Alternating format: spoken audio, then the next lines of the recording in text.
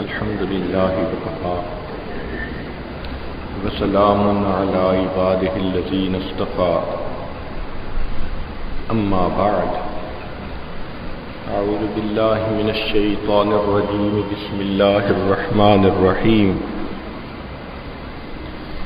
وَلَقَدْ يَسَّرْنَا الْقُرْآنَ لِلذِّكْرِ فَهَلْ مِن مُّدَّكِرٍ سبحان ربك رب العزة عما يصفون وسلام على المرسلين والحمد لله رب العالمين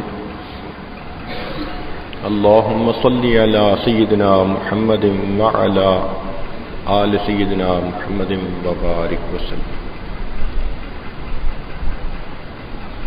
قرآن عظیم الشان کتاب ہدایت ہے.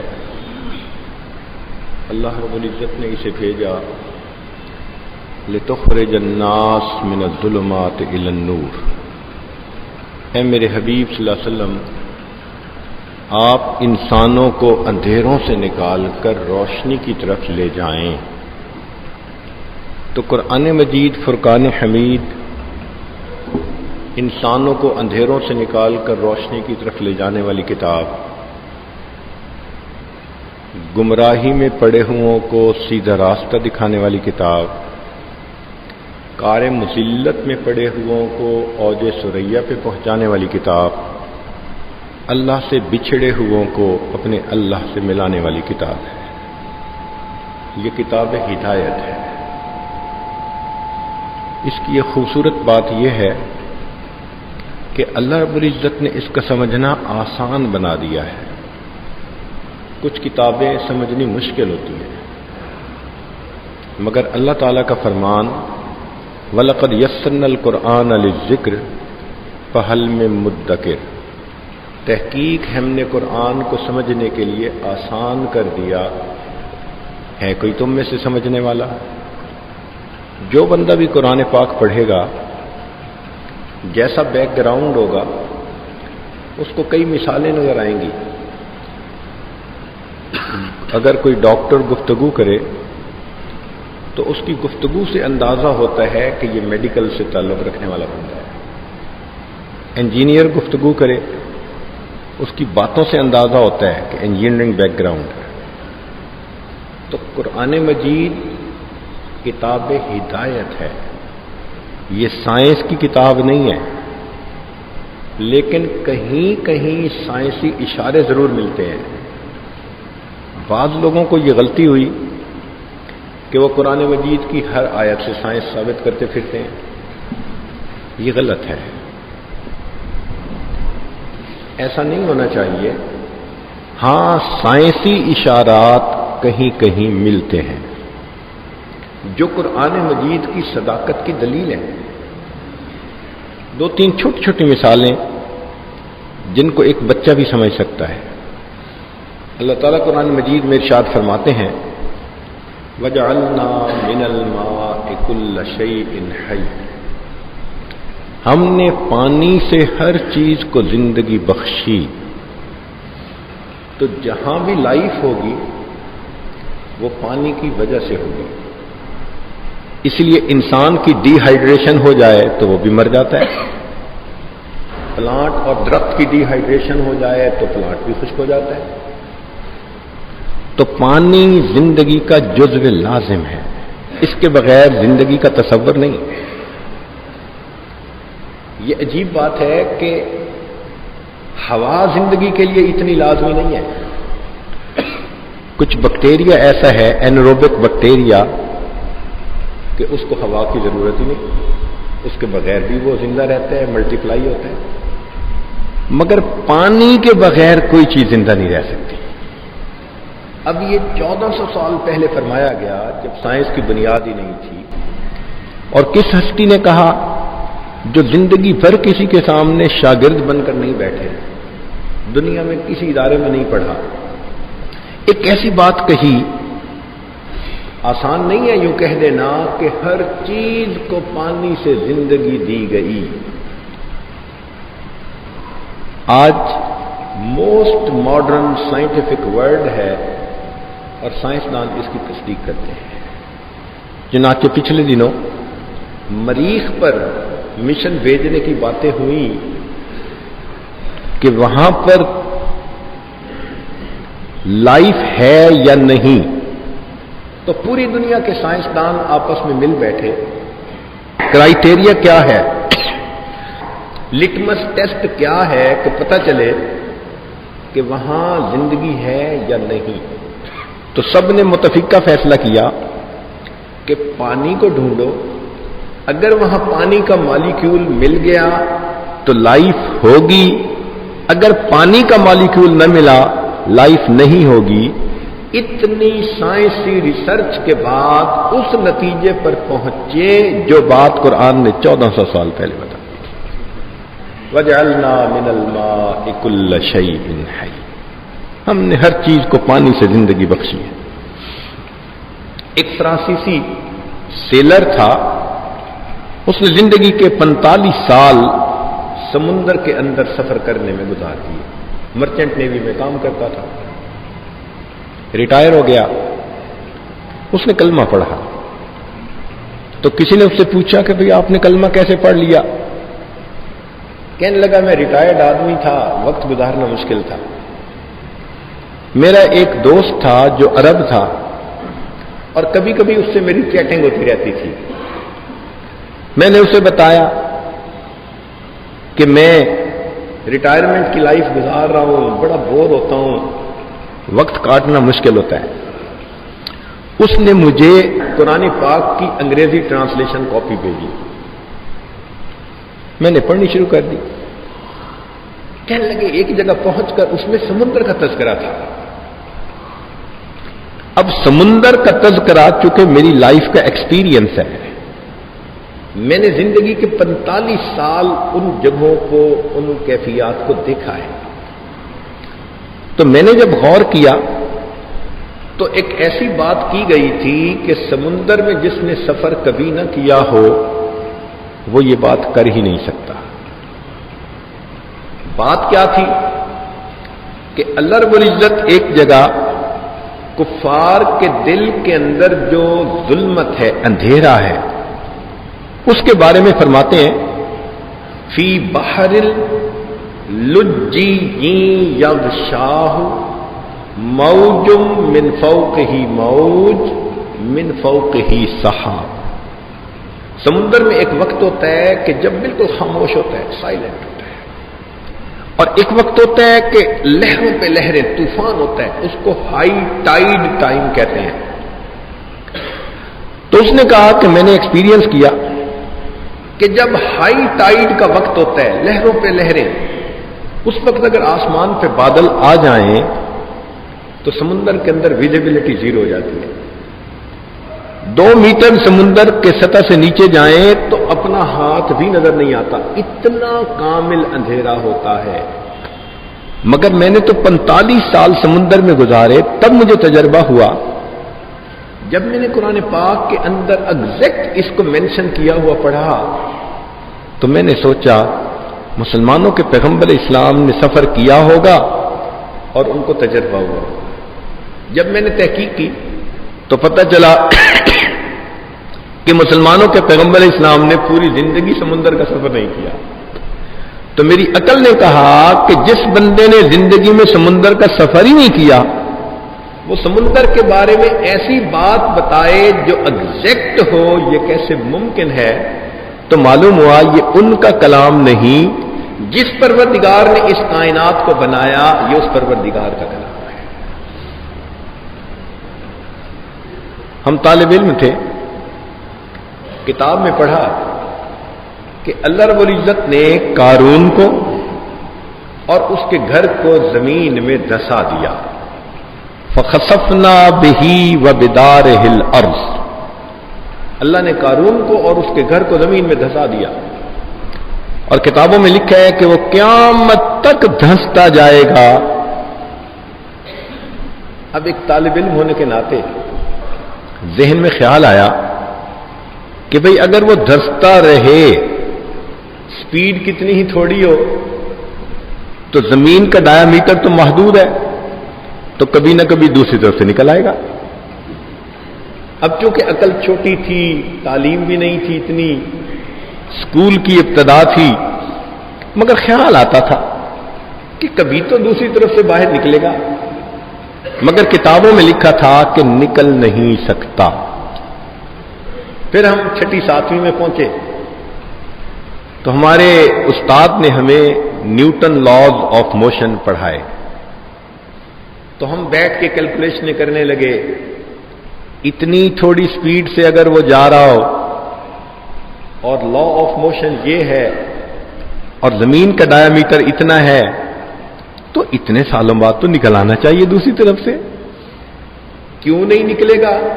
سمجھ نہیں آتی تھی، مگر اپنے آپ کو ہم تسلی دے دیتے تھے کہ میں نہ سمجھ ہوں، چھوٹا ہوں، مجھے کیا پتا۔ تھوڑا اگلی کلاسیں بڑھی تو ایک دن ہمیں ہمارے ٹیچر نے پینڈولم کے بارے میں پڑھایا، پھر ایک دن اس نے مومنٹم کے بارے میں پڑھایا، تو اس دن اس نے ایک کوسچن دیا پوری کلاس کو جس نے ہمیں حیران کر کے رکھ دیا۔ ٹیچر نے کوسچن یہ دیا کہ فرض کرو تمہارے پاس ایک مشین ہے جو زمین کے سینٹر میں پورا سوراخ کر دیتی ہے، اوپر سے نیچے تک ہول ہے، اس کے اندر تم ایک سکہ ڈالتے ہو تو بتاؤ کہ وہ سکہ دوسری طرف سے نیچے کب نکلے گا؟ لو، ہمارے ذہن میں تو پہلے سے یہ بات گردش کر رہی تھی، پھر ہم نے کیلکولیشن شروع کر دی کہ وہ سکہ اتنی تیزی سے جائے گا، اتنا اس کے ایکسلریشن ہے، اور ٹائم نکالنا تھا کہ اتنا سفر وہ کتنے وقت میں کرے گا، تو ہم نے کہا جی اتنے عرصے کے بعد نکل آئے گا۔ ٹیچر نے ساری کلاس کے لڑکوں کے جو جواب تھے ان پر کاٹا لگا دیا، سب غلط۔ ہم حیران کہ جی یہ تو نیوٹن لاز آف موشن سے ہم نے کیلکولیٹ کیا ہے۔ تو ٹیچر نے سمجھایا کہ دیکھو، زمین کے سینٹر میں سینٹر آف گریوٹی ہے، کشش کا مرکز ہے، جب سکہ ڈالیں گے تو وہ کوئن نیچے کی طرف کھینچے گا، سپیڈ بڑھتی جائے گی، جب وہ سینٹر میں پہنچے گا تو وہ وہاں رکے گا نہیں، کیونکہ اس کا ایک مومنٹم بن چکا ہوگا، اس مومنٹم کی وجہ سے وہ نیچے جائے گا، تو اب وہ فورس الٹی ہو جائے گی، اس کو اوپر کھینچے گی اور اس کی سپیڈ گھٹنی شروع ہو جائے گی، اور زمین میں نکلنے سے پہلے پھر وہ اوپر کھینچے گا، مگر سینٹر میں رکے گا نہیں، اوپر۔ تو انہوں نے کہا کہ پینڈولم کی طرح وہ سکہ پوری زندگی زمین کے اندر گھومتا رہے گا، کبھی زمین سے باہر نہیں نکل سکتا۔ قرآن مجید نے 1400 سال پہلے کہہ دیا فَخَسَفْنَا بِهِ وَبِدَارِهِ الْأَرْضِ۔ نبی علیہ الصلوۃ والسلام کے زمانے میں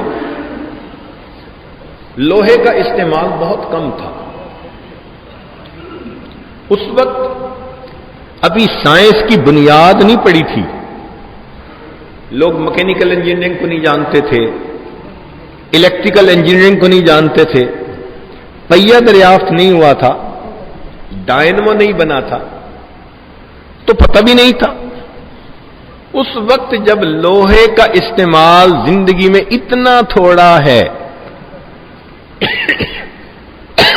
قرآن مجید نے ایک بات کہی کہ ہم نے داؤد علیہ السلام کے لیے لوہے کو نرم کر دیا تھا، وَأَلَنَّا لَهُ الْحَدِيدَ فِيهِ بَأْسٌ شَدِيدٌ، لوہے میں بڑی طاقت ہوتی ہے، وَمَنَافِعُ لِلنَّاسِ، اور انسانوں کے لیے بڑے فائدے۔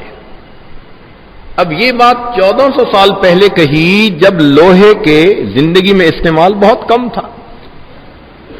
آج اس وقت موسٹ ماڈرن سائنٹیفک ورلڈ میں آپ آنکھوں سے دیکھ سکتے ہیں کہ جو ملک سٹیل ٹیکنالوجی میں سب سے آگے ہے وہ پوری دنیا کے اندر ڈومینیٹ کر رہا ہے۔ اللہ نے 1400 سال پہلے بتا دیا منافع للناس۔ اب یہ تو ہمیں سمجھنا ہے نا کہ اللہ تعالیٰ نے تو ہمیں اشارہ دے دیا کہ تم منافع اٹھانا چاہتے ہو تو کیوں بھیک مانگتے ہو، کیوں لوگوں کی طرف دیکھتے ہو؟ تم محنت کرو, تمہیں اس سے منافع مل جائیں گے. تو اس قسم کے سائنسی اشارات بہت عام ہیں. سائنس کی دنیا میں پچھلے 300 سال ایک تھیوری کا غلبہ رہا. اس کو کہتے ہیں Darwin theory, theory of evolution. اس نے یہ کہا کہ انسان بندر سے بنا ہے, لب لباب, چمپینزی سے انسان بنا ہے. چونکہ چمپینزی اور انسان کے درمیان بہت تھوڑے پروٹین کا فرق ہے, ایک جیسے ہیں تقریباً. تو اس نے کہا پہلے پانی تھا, پھر اس سے مچھلی بنی, پھر پرندے بنے, پھر فلاں بنا, پھر بنتے بنتے چمپینزی بنا, بنمانس بنا, پھر بنمانس سے انسان بنا. پوچھا گیا کہ بنمانس کی دم, اس نے کہا ہزاروں سال کے موسمی اثر کے بعد دم ختم ہو گئی, جسم کے بال ہزاروں سال میں ختم ہو گئے. پوچھا کہ بھئی چمپینزی میں تو عقل نہیں ہوتی اور انسان کے اندر تو عقل ہے. اور جب ٹائم اس کا لیا گیا, ٹائم ٹیسٹ جس کو کہتے ہیں, تو انسان کے ذہن میں برین کے ایوالو ہونے کا ٹائم سب سے تھوڑا ہے. تو کوشچن یہ تھا کہ دم ختم ہونے میں ملینز آف ایئرز, بال ختم ہونے میں ملین آف ایئرز, اور برین کے بننے میں بہت تھوڑا سا ٹائم. وہ جسم کا عضو جو سب سے زیادہ کمپلیکیٹڈ ہے, وہ جسم کا عضو جو اپنی تخلیق میں شاہکار ہے, وہ تھوڑے سے ٹائم میں کیسے بن گیا؟ تو جب کوشچن کیا گیا تو جواب ملا کہ یہاں پر کوئی مسنگ لنک ہے. سائنسدانوں نے جواب دیا کہ جی مسنگ لنک ہے. ہم نے کہا ہاں تمہارا لنک تو پہلے ہی مسنگ ہے, تو تمہیں کیا پتہ چلنا. مگر اس کو آج تک دنیا اسی طرح مانتی رہی کہ انسان ایسے بنا, مگر درمیان میں کوئی گیپ ہے, سمجھ میں نہیں آتا, پھر انسان بن گیا. جینیٹک انجینئرنگ آ گئی. جینیٹک انجینئرنگ نے آ کے ڈارون تھیوری کی جڑیں کاٹ کے رکھ دی. اس نے کہا دیکھو, اگر ڈارون تھیوری کو مانا جائے کہ سروائیول آف دی فٹیسٹ اور لا آف نیچرل سلیکشن, کہ دنیا میں کروڑوں چمپینزی تھے, وہ انسان بن گئے, تو سائنس نے کہا کہ نہیں, جو لائف شروع ہوئی ہے وہ ایک جان سے شروع ہوئی ہے. کیا وہ عورت تھی؟ سائنس نے کہا نہیں. اگر عورت ہوتی تو کبھی اس سے مرد نہیں بن سکتا تھا. ہاں, مرد سے عورت کا بننا ممکن ہے. پوچھا کیسے؟ تو سائنس نے ثبوت دیے, پروف دیے. انہوں نے کہا دیکھو, مرد کے اندر بھی کروموسوم ہوتے ہیں اور عورت کے اندر بھی کروموسوم ہوتے ہیں 23. عورت کے اندر کروموسوم XX ہوتے ہیں اور مرد کے اندر کروموسوم XY ہوتے ہیں. جب دونوں آپس میں ملتے ہیں تو XX جدا ہو جاتے ہیں, سپریٹ ہو جاتے ہیں, XY جدا ہو جاتے ہیں, تو 4 بن جاتے ہیں حصے. اب چاروں حصے میں سے 2 حصے ایک دوسرے سے دوبارہ ملتے ہیں. اگر X نے عورت کے X حصے کو آپس میں ملا لیا تو بچی پیدا ہوتی ہے, اور اگر مرد کے Y نے عورت کے X کو اٹریکٹ کر لیا تو بیٹا پیدا ہو جاتا ہے. چنانچہ سائنس نے ثبوت دیے, ٹیسٹ ٹیوب بیبی کے ذریعے انہوں نے X اور Y کو ملا کر بتا دیا کہ دیکھو بیبی بوائے پیدا ہو رہا ہے. XX کو ملا کے دکھا دیا, دیکھو بیبی گرل پیدا ہو رہی ہے. تو ثبوت مل گئے سائنسی طور پہ کہ اللہ کا بنایا ہوا قدرتی نظام ایسا ہی ہے. تو جینیٹک انجینئرنگ نے کہا کہ اگر شروع میں عورت ہوتی تو اس کے تو کروموسوم ہوتے ہی XX ہیں, Y پارٹ ہوتا ہی نہیں, تو مرد تو پیدا ہی نہیں ہو سکتا تھا. ہاں, اگر مرد ہو شروع میں تو XY سے ڈبل X والا بندہ عورت پیدا ہونا یہ آسان کام ہے. تو سائنس نے اس بات کو تسلیم کر لیا کہ لائف شروع ہوئی ایک بندے سے، ایک جان سے، اور وہ کون تھا؟ وہ مرد تھا۔ پھر اس مرد سے اس کی عورت بنی، پھر عورت اور مرد کے ذریعے انسان آگے دنیا میں پھیل گئے۔ اب ذرا قرآن مجید کی آیت سن لیجئے اور خود غور کیجئے کہ کتنی خوبصورتی سے اللہ نے اس راز کو کھولا ہے۔ یا ایھا الناس اتقوا ربکم الذی خلقکم من نفس واحدہ، وہ ذات جس نے تمہیں ایک جی سے پیدا کیا۔ 1400 سال پہلے بتایا جا رہا ہے کہ دیکھو لائف کا آغاز کیسے ہو رہا ہے۔ الذی خلقکم من نفس واحدہ، جس نے ایک جی سے تمہیں پیدا کیا۔ وخلق منہا زوجہا، اور اللہ نے اس سے اس کا جوڑا بنایا، بیوی بنائی۔ وبث منہما رجالا کثیرا ونساء، پھر ان دونوں کے ذریعے اللہ نے مردوں اور عورتوں کو دنیا میں پھیلا دیا۔ وہ جو سائنس کی دنیا آج مان رہی ہے، قرآن کریم نے اس کا اشارہ 1400 سال پہلے کر دیا تھا۔ ایک چھوٹی سی مثال اور عرض کر کے پھر بات آگے بڑھاتے ہیں۔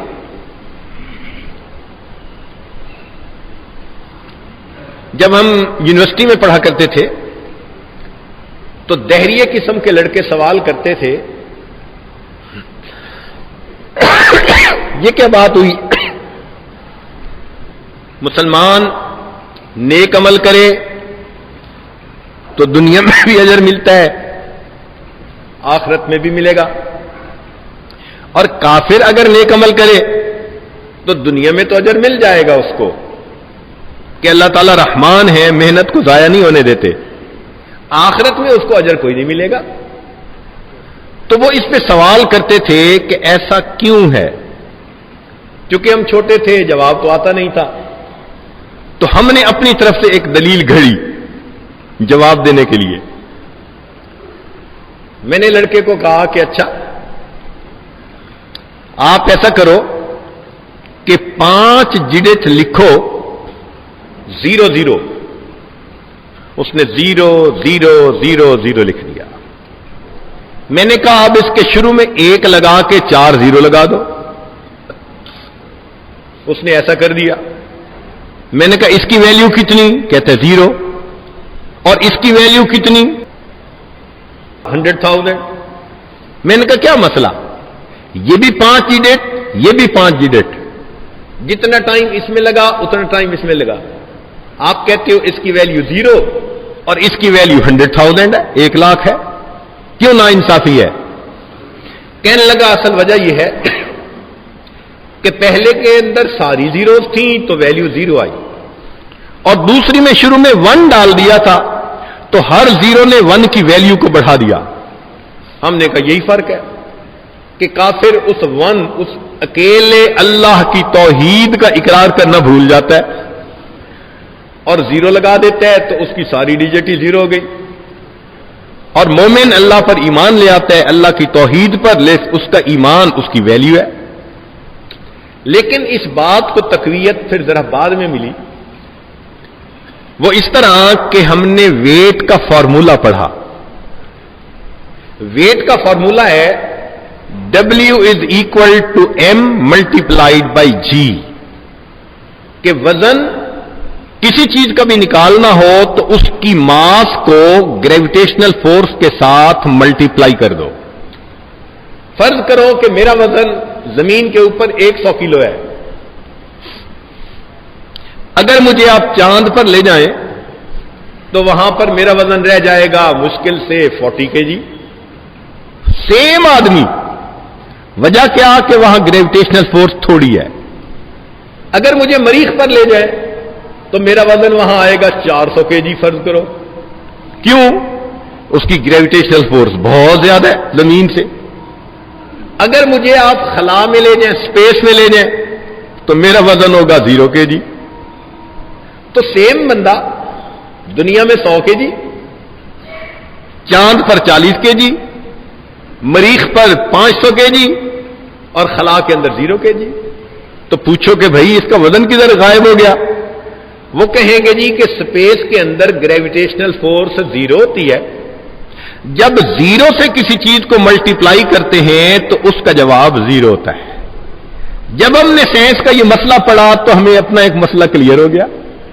ہم نے کہا کہ اس کا مطلب یہ کہ مومن جو کام کرتا ہے نیکی کا، اس کے دل میں ایمان کی گریویٹیشنل فورس ہے، اللہ رب العزت کے ساتھ محبت کی ایک گریویٹیشنل فورس ہے، لہذا قیامت کے دن جب اعمال کو تولیں گے تو اعمال کا وزن ہوگا، اور کافر تو ایمان لاتا ہی نہیں، تو اس کی گریویٹیشنل فورس کتنی ہوئی؟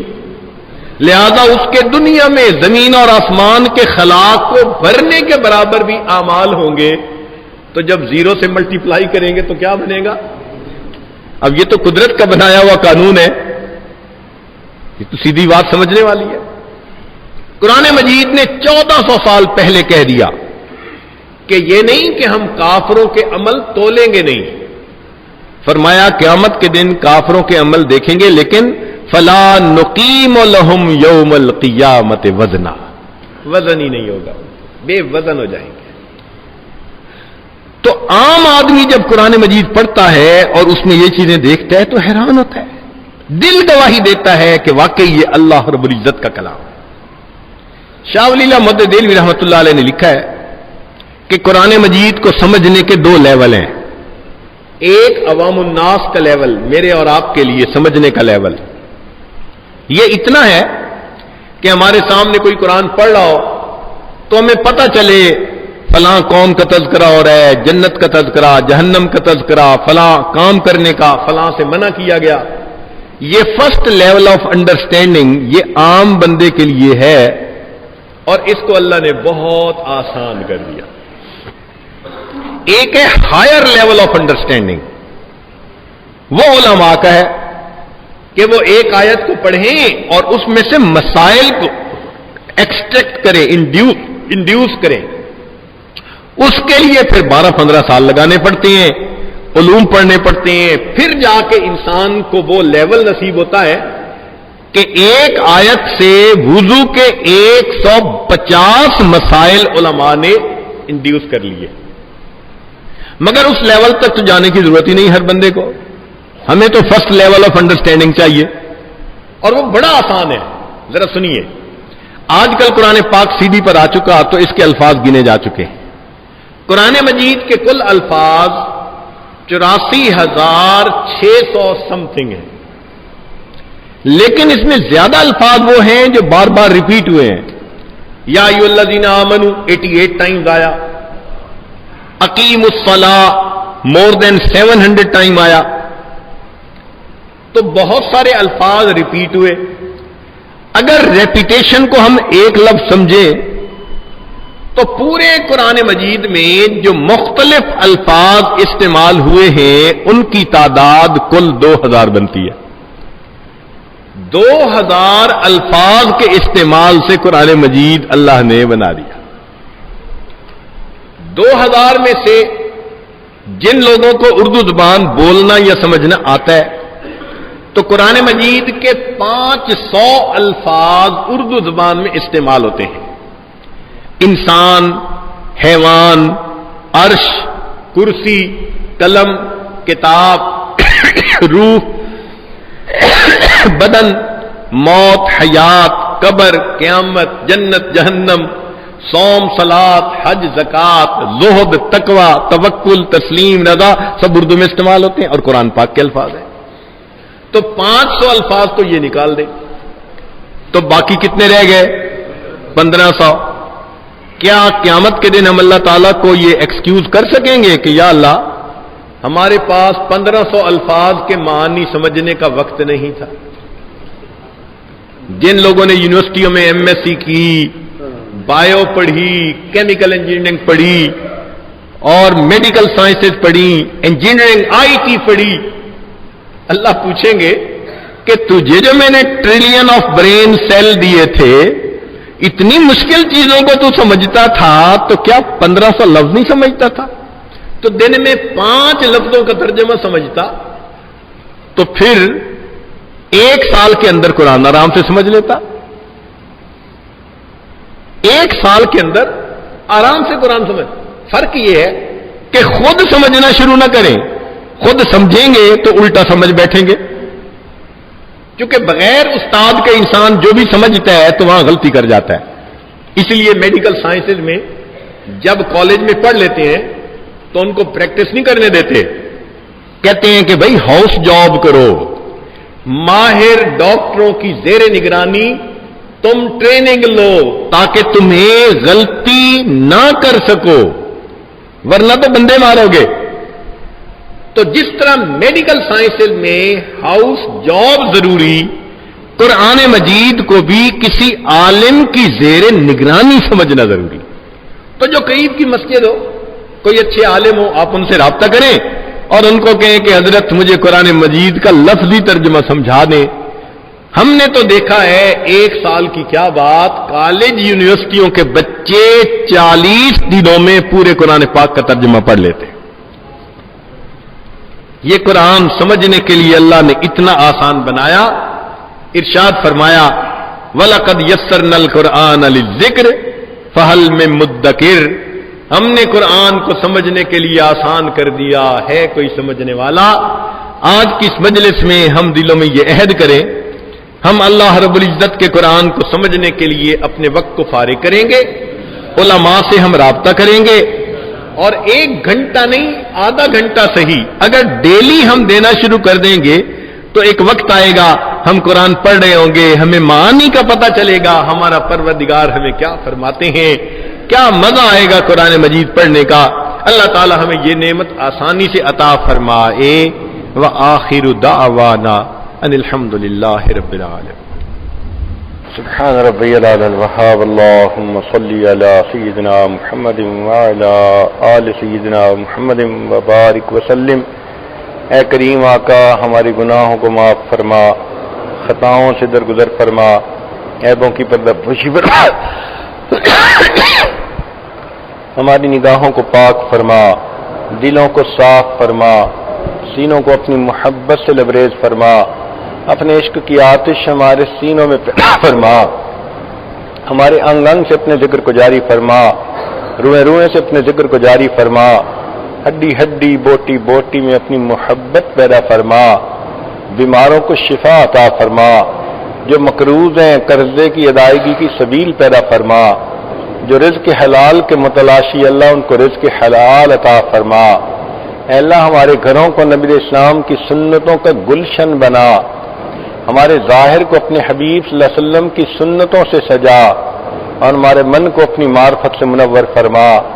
اے اللہ پریشان حالوں کی پریشانیوں کو دور فرما، جو اولاد کے نرینہ کے طلبگار ان کو اولاد نرینہ عطا فرما، جو صاحب اولاد ان کی اولادوں کو نیکوکار بنا، فرما بردار بنا، ماں باپ کی آنکھوں کی ٹھنڈک بنا. جن گھروں میں جوان بچے بچیاں موجود ہیں ان بچوں کے مستقبل کو روشن فرما، ماں باپ کے لیے فرض ادا کرنے آسان فرما. دور قریب سے جتنے احباب آئے ہیں اللہ سب کے دلوں کی نیک مرادوں کو پورا فرما، آنے والے وقت کو گزرے وقت سے بہتر فرما، آنے والی زندگی کو گزری ہوئی زندگی کا کفارہ بنا. اے کریم آقا ہمیں اپنی سچی محبت نصیب فرما، معصیت کی ذلت سے محفوظ فرما، ہمیں طاعت کی عزت نصیب فرما. اللہ ہماری ان دعاؤں کو اپنی رحمت سے قبول فرما. صلی اللہ تعالی علی خیر خلقہ سیدنا محمد و آلہ و اصحابہ اجمعین.